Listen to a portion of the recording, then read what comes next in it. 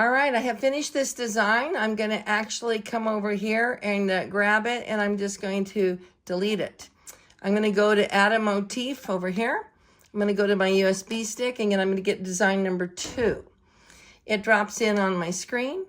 I'm going to hit my green box with the needle. I'm going to say OK. It's going to advance over here, and it has automatically gone to the first stitch of the design. Let me reach back over here and get my fabric. Here we go.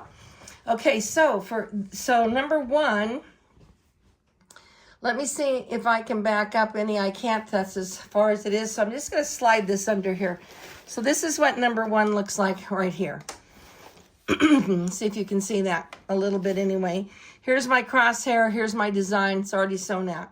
Here's the center crosshair way up here. Okay, so now it's time for me to bring, we brought in the second design.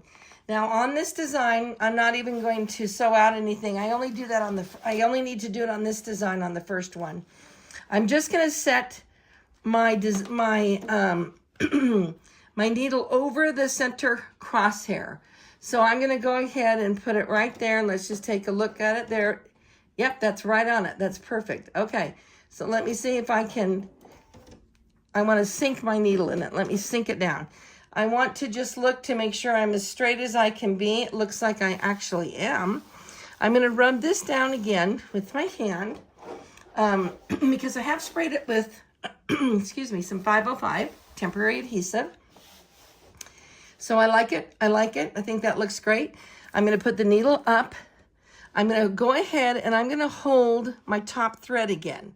So this time when I sink my needle and bring it up, I want to pull up my basting box again, my bobbin thread, and I want to pull that out. So now I have both threads are out. And that just allows me to make sure that when I embroider the basting box, it catches, because those darn 6mm stitches are so long it's hard to catch sometimes on all brands of machine. This one it almost catches every time, and I don't really need to do it, but I'm not going to test it out. I'm just going to go ahead and do it. Bring it up. So I'm going to go to edit and go to my green box with the needle and say under basting, I'm going to hit none, and then I'm going to hit around design. Now I'm going to get my hand out of the way because it's there, clear the screen, and I'm going to go ahead and sew my basting box on.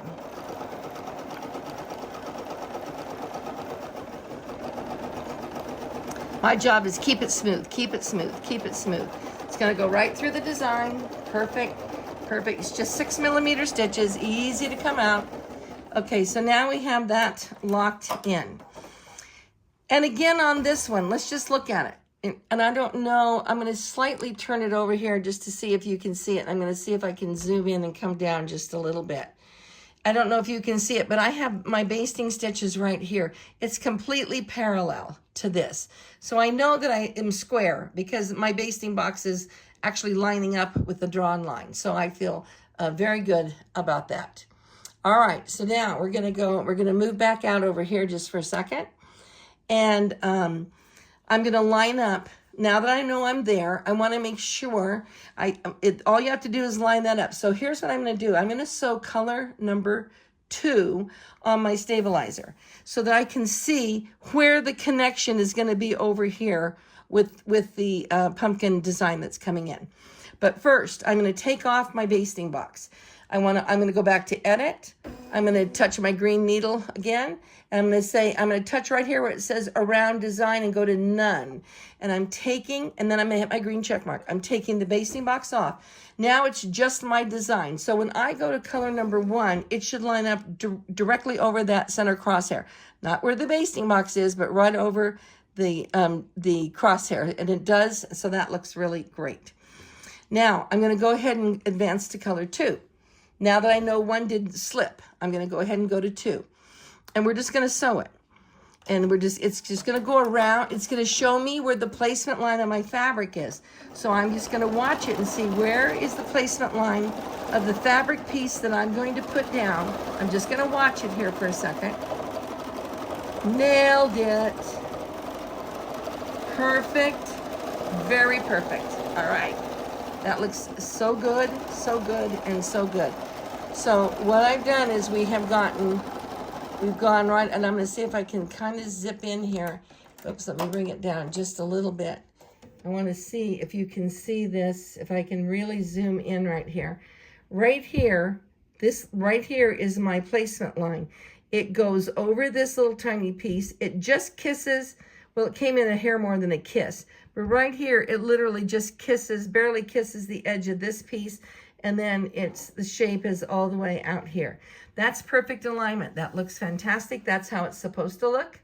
So if for some reason yours didn't look that way, then you might want to either bring your design over or down a little. It just means you might have missed that mark just a little bit, or I'm not sure what, but that could be what it is. Also, make sure you always check the website for updates. There's an update on this design, so make sure you get it, because there's a new placement line that makes it really easy to be accurate. All right, this looks great. I'm going to go get my piece of fabric so that I can finish my applique. We'll get this done, and then we'll come back and do the next hooping to show you where that placement is going to be. All right, let's go do it.